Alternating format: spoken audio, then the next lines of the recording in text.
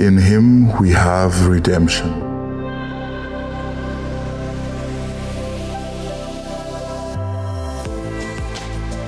In him we are chosen. In him we belong. In him we are one.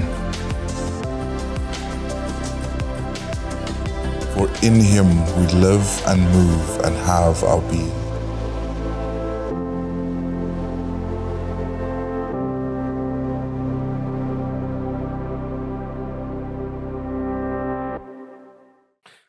Hartlik goeiemôre van my kant. Dis lekker om jou vanoggend hier te sien. As jy ons vir die eerste keer besoek, wil ek vir jou sê ook baie welkom. Ek vertrou dat jy vanoggend 'n positiewe belewenis sal hê en ook die Here vir jouself op 'n diep persoonlike manier sal beleef tydens ons kuiertjie saam. Ek stuur 'n klipbord deur. Nou die Here weet as jou naam eers op 'n klipbord is hier by Doxydale Littleton Campus. Kom hy nooit af nie. Ons hart met daai klipbord is maar net dat ons vorentoe met jou kan kontak maak en bietjie kan uitreik en 'n kuiertjie saam met jou kan hê en ook net jou storie te kan beleef en kan hoor en jou ook net amptelik persoonlik te kan verwelkom. So voel vrymoedig en skryf dit gerus vir ons op die klipbord. As jy vanoggend hier sit en jy vermoed dat jy nie volgende Sondag hier gaan wees nie, jy is nog steeds hemel toe gaan. Maar ek wil tog vir jou vra om moeite te doen om ons reeks wat ons afskop volgende week aanlyn te kyk. Ek het al ietsie daarvan verklap in die laaste paar maande, dalk 1 of 2 keer van die verhoog af waar ek gesê het, jy weet, ons kan nie wag om dit wat die Here mee besig is, as dit kom by hierdie kampus en die deure wat hy vir ons oopgemaak het, net 'n nuwe seisoen wat vir ons aangekondig word, vir ons ietsie daarvan deur ons nuwe reeks met jou kom deel. So as jy vermoed, jy gaan nie wees nie, wil jy ons nie aanlyn net die preek kyk volgende week. Dis 'n 3 weke reeks, maar ek wil nie hê jy moet uitmis op nie net belangrike kommunikasie nie, maar ook dat ons die geleentheid het om met jou te deel wat ons in ons gees beleef en wat die Here mee besig is. So, hierdie is week 3 van ons Divine Inclusion reeks. Ek sluit vanoggend die reeks en ons kuiertjie saam dan af. En as ek gou so 'n paar sekondes kan gebruik. Ons het verlede week, in die eerste week het ons hoofsaaklik gepraat oor die feit dat ons in Christus is. Die hoofgedagte was Romeine 5 vers 17 as julle kan onthou, wat sê, want as ten gevolge van die misdaad van die een, het die dood geheers deur die een, dis Adam, veel meer sal hulle wat oorvloed van genade en die gawe van geregtigheid ontvang, heers in hierdie lewe deur 'n ander een, Jesus Christus. Dit het net ons insluiting kom verduidelik. Maurice het verlede week in week 2 van ons reeks bietjie met ons kom praat. Dit was Romeine 5. Ons het verlede week so bietjie stil gestaan by Romeine 6. En Romeine 6 het ons die krag van die doop. Dis nie net die fisiese doop hier deur 'n bad nie, maar toe ek en jy wedergeboorte beleef het, is ons almal in Christus gedoop. En daai doop het vir ons kom sê, ons het gesterf, ons is vir ewig losgemaak, soos Willem gesê het, van ons Adamiese verwysing. Net so sterk as wat ons daai krag in ons lewe beleef het, is daar nou 'n nuwe krag en realiteit en waarheid, en dit is die prentjie van in Christus, en die doop het daarvan kom praat, dat ons ook verenig is in Christus, as 'n oorwinnaar in 'n nuwe lewe, en vandag kom sluit ek natuurlik die reeks af, want ek wil die vraag vir jou vra, maar wat nou? Wat nou? Wat beteken hierdie pragtige waarhede en realiteite vir my en jou elke dag? Weet jy, ek hoor baie keer mense sê, as hulle uitstap op 'n Sondag, ek het nou krag ontvang, hoor. Ek het die heerlikheid van die Here is op my, in my, oor my, deur my, ek is opgefire, hier gaan ons. En dan hier soos ons by Dinsdag kom, dan voel ons daar's 'n afname in daai heerlikheid en in daai krag, nê. En dan loof die Here vir 'n Woensdag selgroep, hy boost my weer so bietjie, en hy kan my weer vat tot 'n Saterdag. Ouens, die waarhede wat ons vandag, in die laaste 3 weke met julle deel, het nie 'n expiry date nie. Dit het nie expiry date nie. Maar tog prakties, jy sal saam met my stem, is ek en jy gereeld op 'n plek, waar ons net voel, maar ek voel nie net nie, ek voel nie vars nie, ek voel nie eers gered nie.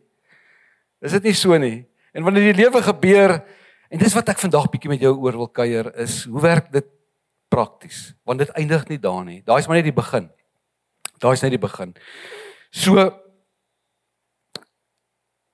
'n vroukie met die naam van Charlotte Ryland het 163 jaar terug het sy 'n prentjie ontwerp wat julle almal ken.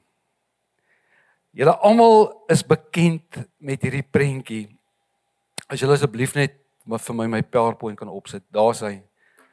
Lei dit 'n klokkie. Die breë en die noupad. Dit moet in een van julle oumas of tannies of selfs julle ouerhuis op 'n muur gewees het. Aan die linkerkant het jy daai breë pad. Ek meen jy word ingelok as ware in daai plek waar daar vryheid is en jy kan doen wat jy wil en jy kan besluit wat jy wil. En dis die breë pad, daar's soveel opsies. Daar's populêre opsies, daar's roetes wat jy kan stap wat makliker is, daar's vermaak, daar's behoeftes wat bevredig word, daar's net 'n verskeidenheid van maniere hoe jy jouself en alles wat jy hier begeer in die binnekant kan uitleef, maar soos ons weet daar heel bo links eindig dit op volgens die vrou, volgens Charlotte, in die hel, die vlamme van die hel gaan vir jou brand. En dan is daar so klein nou dun paadjie hier aan die regterkant wat oploop daar na die stad van goud. Dis 'n noupad. En dan hier in die onderkant is daar half die plek van y. Dis die plek van besluitneming waar jy nou 'n call moet maak, nê. Nee. En daai prentjie moes julle al ergens gesien het. Vir my het dit gehang in die Hoërskool Suid-Natal se kantoor en ook in my pa se studeerkamer. En dan elke keer as jy aanjaag, nê, as jy oor daai stoel of daai tafel gaan buik en jy jou kop oplig, gaan kyk jy vas in hierdie prentjie. En sonder laat 'n woord deur enige iemand gesê word, hoor jy hierdie stem. Ek glo nie dis die Here nie. Maar jy hoor hierdie stem aan die binnekant wat vir jou sê, jy het alweer verkeerd gekies, jy het die breë pad gekies. En as hy eers ou klap, dan voel jy die helse vuur en vlamme hier in die agterkant. Onthou julle? Dis baie interessant. Navorsing wys dat ek en jy elke dag ongeveer 35,000 besluite maak. Van hulle weet ons nie eers ons maak die besluit nie. En dan is dit daai groot oomblikke waar ons stil staan en dink oor 'n besluit en ons maak hierdie besluit intentioneel, maar baie van hulle doen ons sommer so spontaan. Sommer so, jy weet jy dink nie eens daaroor nie. 35,000 besluite maak ons elke dag. En hier's die ding. Vir ons wat in Christus is, het natuurlik die opsie, die keuse om 'n besluit te maak wat ons in een rigting vat of in 'n ander rigting vat. Ek hoor baie keer as mense groot besluite maak, hulle goed sê soos, jy weet, ek het gegaan vir 'n professionele opinie. Wat van die goddelike opinie?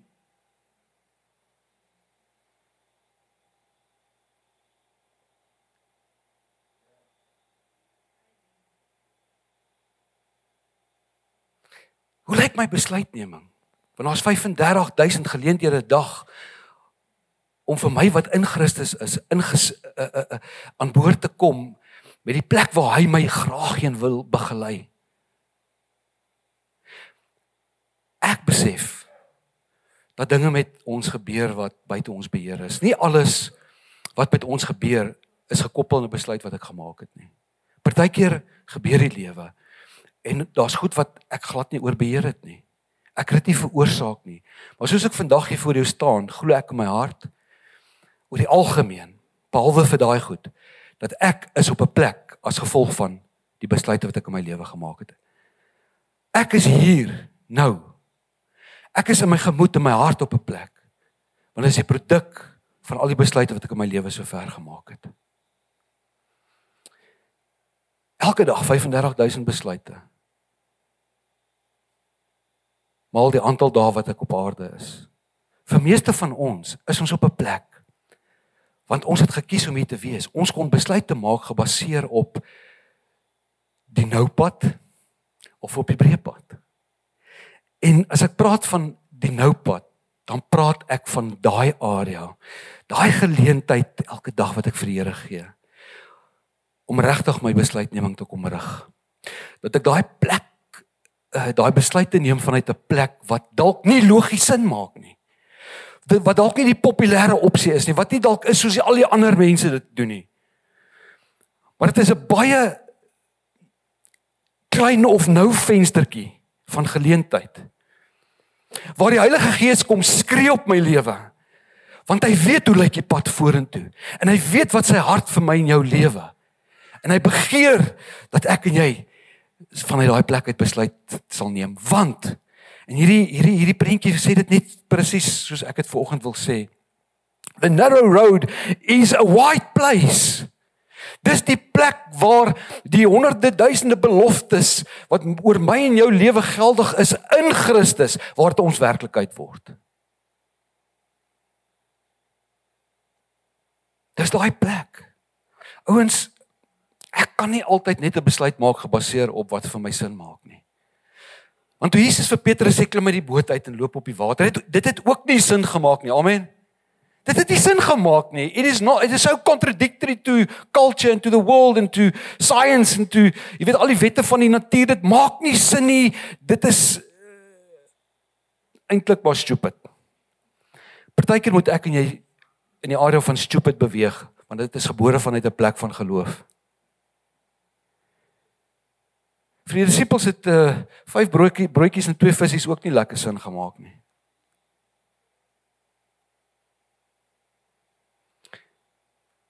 Ja, die Here begelei ons ook om gesonde, wyse besluite te maak.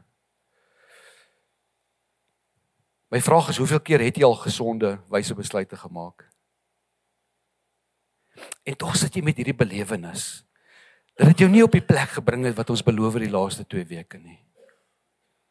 Dit waarmee ons hier besig is 'n geloofsaak, is 'n geloofsreis. Baie van die goed gaan nie vir jou altyd sin maak nie, maar dit word gebore vanuit 'n plek van, dit is wat ons ervaar die Here sê. En ons het vrede in ons hart, en ons eensgesindheid, want die Here gaan nie vir jou een ding sê en vir iemand anders 'n ander ding sê, hy gaan vir ons dieselfde goed sê. Dis hoekom die woord ons ook daag om dit wat ons ervaar en beleef te gaan toets met die wat ons vertrou, en wat ook 'n pad, intieme verhouding met die Here staan. Dis die krag daarvan. Maar daai wye plek, ek en jy is gemaak vir dit. Loof die Here dat hy nie net beloftes maak nie, maar dat hy ook ons in staat wil stel. Besluite. Ek het toe ek my eerste doosie gedoen het, dit is op die Umzingdozi rivier, dit is van Pietermaritzburg af Durban toe, so 130 km wat jy roei op 'n rivier, met lekker rapids en stroomversnellings en goeters, en in daai reis het jy 'n paar plekke waar jy 'n besluit kan maak. Nou as hulle die 1000 ouens loslaat in Pietermaritzburg, dan laat hulle die ouens in batches gaan, want daar's van die plekke op die rivier waar daar nie 1000 bote gelyktydig kan deurgaan nie. Jy kan dink. So hulle laat eers A batch, B batch, C, D, en dan is omtrent so 60 batches wat gaan 5 minute uit mekaar uit. En ek kom by hierdie een plek waar ek 'n opsie het volgens die reëls, waar die rivier so 8 km/h draai maak. Maar ek het gehoor dat die stroomversnellings hier, die rapids, die gevare, daar's ouens wat al verdrink het. Jy het een lyn daardeur, en as jy die verkeerde lyn kies, dan gaan jou boot om 'n klip vou. En ek besluit, ek gaan pottage. Pottage is die Engelse terme van jy haal jou boot uit die water uit, jy sit op jou skouer, en dan hardloop jy 8 km oor die vallei van 1000 dewels. Dis nie plat nie, dit is in the valley of 1000 hills. Ek maak 'n besluit, ek kies die veiligere opsie, die voorspelbare opsie. Die versekerde opsie, wat geen risiko dra nie. Ek sit die boot op my skouer, ons begin. Ek sê vir julle, kom daar aan die ander kant weer by die rivier uit. Dit lyk of slange my gepik het, takke het my gekrap, die sweet tap my af, ek is in 'n toestand. En ek het in die middel van die veld weggespring, hier so in K-batch. En toe ek daar aankom en my boot in die water sit, toe kom die ouens van A-batch al daar verby, of van die agterste batch al daar verby. Die heel agterste ouens kom al daar verby. En ek het omtrent 'n uur voor hulle weggespring. En ek besef in daai oomblik, en hulle lyk so vars, glimlag toe, hulle geniet dit, dis 'n avontuur in die rivier, en hulle, ja, dis 'n fees, die doozy. Ek kom stikkend daar aan die ander kant uit, 8 kilometer met daai boot op my skouer gehardloop, en ons is in 'n toestand. En ek besef, ek kon besluit het om net in die water te bly en net saam met die stroom te vloei. En ek kon op hierdie plek gewees het 8 kilometer later, waar ek nog krag oorgehad het vir die res van hierdie roete. Maar ek het besluit, en daai besluit het baie werk gekos, en dit het my nie gehelp nie. Loof die Here, dat hy vir ons die Heilige Gees gegee het, dat ons in hom kan vloei en kan beweeg. Vir ons wat in Christus is dit sy hart en sy plan, om ons te neem in 'n rigting, om dit maklik te maak. En die waarborg is dat ons by 'n plek sal wees in ons lewe, in elke area, waar daar oorvloed is, daar is heelheid, daar is vervulling, daar is betekenis. Loof die Here, het vir ons die Heilige Gees gegee, want dit was nog nooit Jesus se plan om ons in te sluit in 'n realiteit. En dan maar net terug te staan en vir ons te kyk. Good luck. Jy is nou op jou eie. Ek het jou ingesluit, bly nou ingesluit. Nee, ouens, dit is nie God se hart nie. Van die begin af was die prentjie gewees, is dat wanneer hy ons insluit, dat ons daaglikse maandag tot wat ook al sal leef, en die 35,000 besluite wat ons maak vir hom 'n geleentheid sal gee om 'n deel te wees van daai goed, want hy wil vir ons op 'n plek bring waar elke belofte wat in Jesus Christus 'n ja en 'n amen is uit die Bybel ook ons realiteit kan wees. As dit sy krag en sy werk gekos het om ons in te sluit, hoe kan ek en jy dink ons leef in daai beloftes en die volheid van daai beloftes van insluiting op my eie poging? Hoe maak dit vir ons sin? En ek dink dit is die uitdaging. Ek en jy kan in Christus wees, maar dit kan vir ons voel asof ons heeltemal buite sy wil leef. Of ons is op 'n plek waar ons sê, kan die Bybel waar wees? Ek meen, al hierdie goeders wat die Bybel sê, is nie wat ek voel en beleef in my elke dag lewe nie. Daar's 'n rede vir dit. Kyk 'n bietjie wat sê, en ek gaan die hele kuiertjie vandag met jou hoofsaaklik in Romeine 8. Ek wil die hele hoofstuk van Romeine 8 bietjie kom opsom vanuit ons reeks en so 'n bietjie daar stil staan, maar kyk gou-gou wat sê 1 Korintiërs 15. So staan daar ook geskrywe, die eerste mens Adam het 'n lewende wese geword, maar die laaste Adam, Jesus Christus, het 'n lewendmakende gees geword. Kom ouens.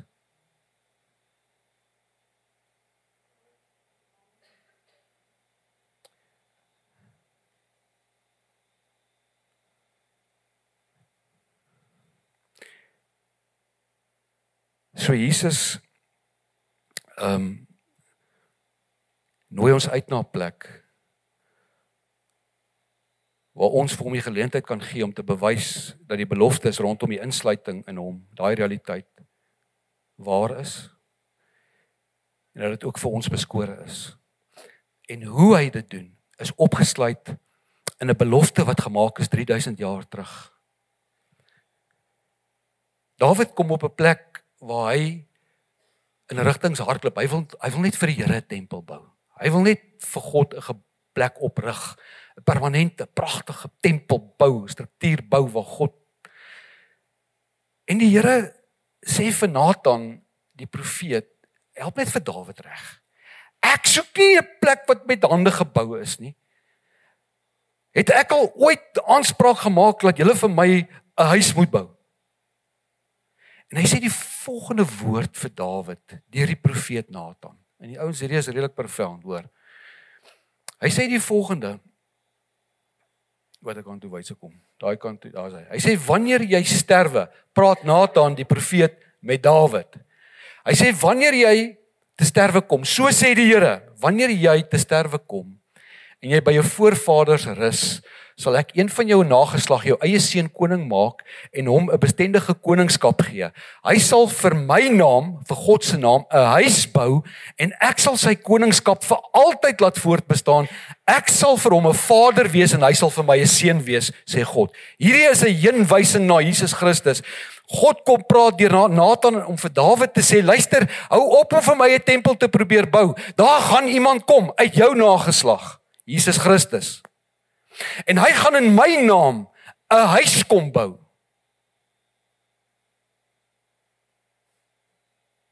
En sy koninkryk sal nooit tot 'n einde kom nie. Vang jy dit? Weet jy wat sê hy hier? As jy die Nuwe Testament gaan lees, ons gaan nou na Romeine 8 toe gaan. Jy's die huis. Jy's die tempel. Jy's die woning, want nou is ons in Christus, ons is nuut gemaak, ons lewe is vernuwe, en ons is compatible om die Gees van God te huisves as 'n permanente woning.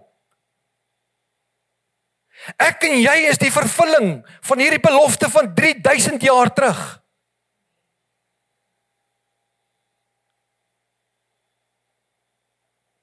Nou vergelyk nou hierdie belofte met Romeine 8. As hy die volgende sê, en ek het hom sommer in die message vir jou opgesit, Here, in u naam, vat so, daar is hy. But, if God himself, sê Paulus hier, has taken up residence in your life, you can hardly be thinking more of yourself than of him.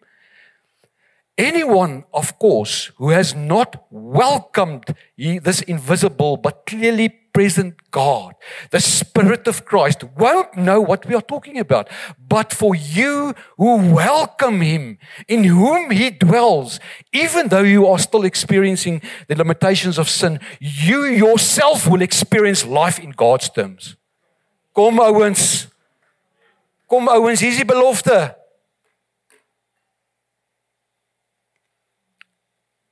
Mens wil kom werk doen en ons wil tog net vir die Here 'n plekkie bou om te bly en hier is hy teenwoordig. Hy sê nee, ek kies vir julle. Julle is in Christus. Ek kom kies julle. En ek kom nie net soos 'n gas tydelik besoek nie. Ek maak my permanente woning.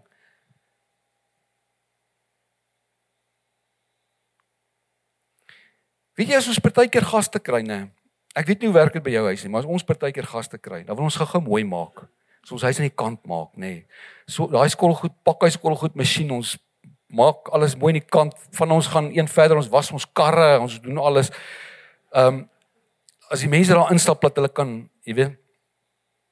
God het nie nodig dat ek en jy ons lewe moet mooi maak of aan die kant maak vir hom om ons te besoek nie. In Christus insluiting is ek en jy klaar mooi en aan die kant. Hallo? Ons is klaar daar. We are designed for his presence. Hy kan nie wag dat ons daai geskenk in ag neem nie. Nou as jy net mooi gaan kyk na hierdie ding, dan tref ek dadelik 'n onderskeid in terme van he who dwells in you and the one that you welcome. Verstaan jy, hy kan in jou wees, maar jy ons verwelkom hom ook nie elke dag nie. It's not the same thing. Die feit dat ons in Christus is, beteken hy het kom intrek. Dis amper die prentjie as jou skoonma by jou intrek. As hy in is, bly sy in. Sy vat nie net die kamer nie, sy vat die hele huis oor. Sy is in charge van die kombuis. Het die Heilige Gees my en jou lewe oorgevat? Het God ons lewens oorgevat? Sê ons vir hom elke oggend as ons opstaan, U is welkom. U is hier, maar U is ook welkom in my besluite, my keuses en sulke goed.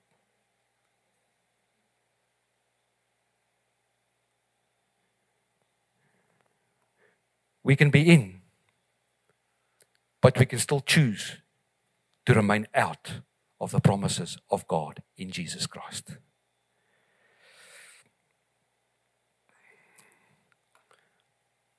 En dit is die amazing ding, nee, is dat die Here ons nie elke dag kom challenge om ons lewe gou agter mekaar te kry en mooi te maak. Toe hy ingetrek het, het hy ons lewens voetstoots gekoop en het met sy bloed daarvoor betaal. Voetstoots. I take you as you are. Nou verstaan ons, as Paulus die volgende in Romeine 8 skryf, vers 38.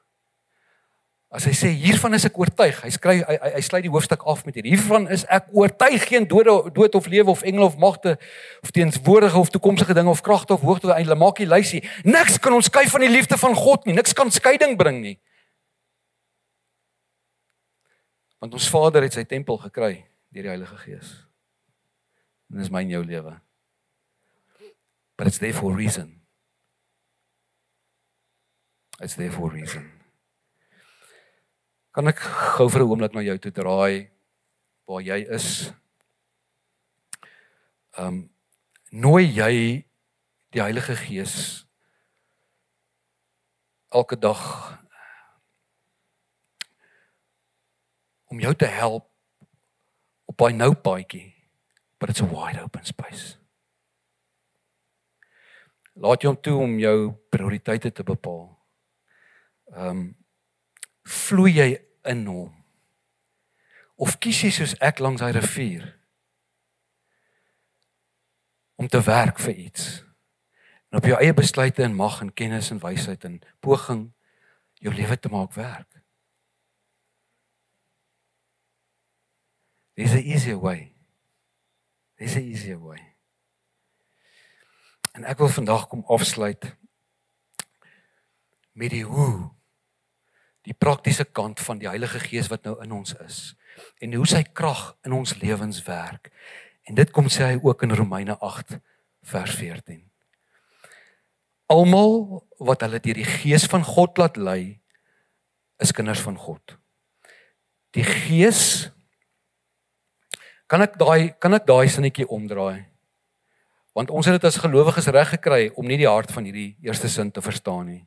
Dit sit ons weer op 'n plek van veroordeling en skuld. Almal wat hulle deur die Gees van God laat lei, is kinders van God. Kan ek vir die hart gee van hierdie skrif? Almal wat besef hulle is kinders van God, laat hulle deur die Gees lei. Dis die hart van ons Vader. Dis nie nog 'n wet nie, dis 'n ontdekking. Die Gees wat aan julle gegee is, maak julle nie tot slawe nie, en laat julle nie weer in vrees lewe nie. My eie poging gaan my altyd op 'n plek van vrees bring. Want ouens, ek is nie volmaak nie. I have my limitations. Ek is nie perfek nie. Ek is nie altyd, volgens 1 Korintiërs 13, die vriendelikste en die mees geduldigste en the most kind and the most patient. Ek is nie altyd al daai goed nie. Dit is maklik om te sien wanneer ek nie is nie, want die Heilige Gees help my om dit raak te sien. Maar I've got limitations, en vir solank as wat ek probeer in my poging om hierdie goed te verdien, gaan my altyd op 'n plek van vrees en benoudheid en angs bring. Die Gees wat in julle gegee is, maak julle tot slawe nie, en laat julle nie weer in vrees lewe nie. Nee, julle het die Gees ontvang wat julle tot kinders van God maak en wat ons tot God laat roep, Abba Vader. Dit beteken Vader. Hierdie Gees getuig saam met ons gees dat ons kinders van God is, en omdat ons kinders van God is ons ook erfgename. Hier kom die beloftes van om ingesluit te wees, hier kom die beloftes. Ons is erfgename van God, erfgename saam met Christus. Aangesien ons deel in sy lyding, sal ons ook deel in sy heerlikheid. Belofte op belofte op belofte. Wil jy die krag beleef van wat dit beteken om in Christus te wees? Hier kom hy. Dis die Heilige Gees. En wat vir my so getref het toe ek hierdie skrifgedeelte lees, is soos ons hierdie ding werk, is daar 5 plekke waar dit praat van verhouding. Kinders, Abba Vader, dit praat net van verhouding. En nou kom Paulus ook in hierdie selfe Romeine 8 en hy sê dit wat die wet nie kon doen nie, kom doen die Gees. Wat doen die wet? Die wet bring my op 'n plek waar ek die hele tyd voel ek moet. Wat doen die Heilige Gees? Hy kom beklemtoon verhouding, hy kom beklemtoon liefde. Nou bring my op 'n plek waar ek sê ek wil. Amen. Dis die krag, dis wat die wet nie kon doen nie, ouens. Ek moes elke oggend opstaan en vir my ma my pa koffie maak. Tot ek besef het, maar ek wil actually hierdie doen. Ek is lief vir hulle. Ek en my vrou is 33 jaar getroud en sy wil hê ek moet vir haar koffie maak. Ek gaan nou uitkom, ek's nog nie daar nie, maar ek gaan.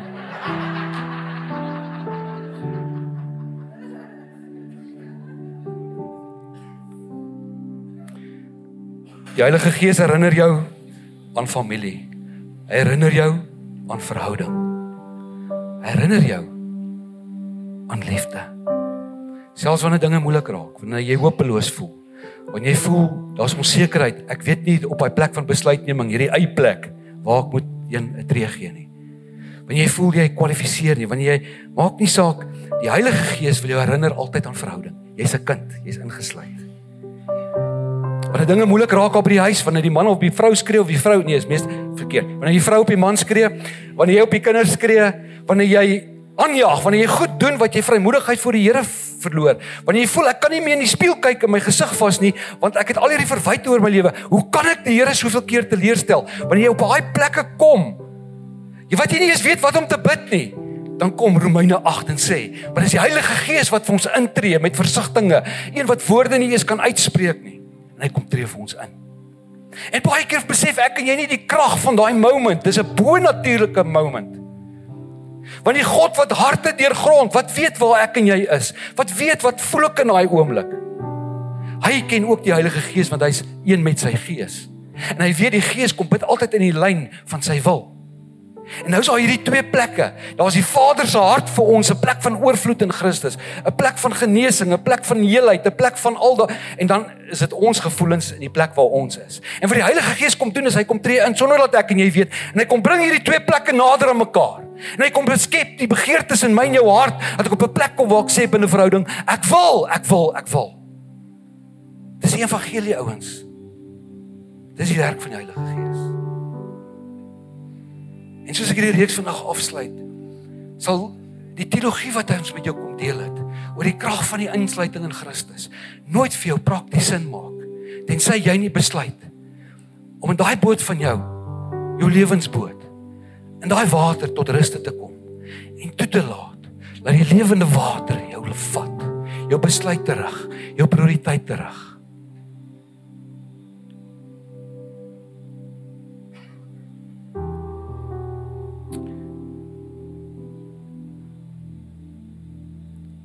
Liefde is altyd sterker as logika.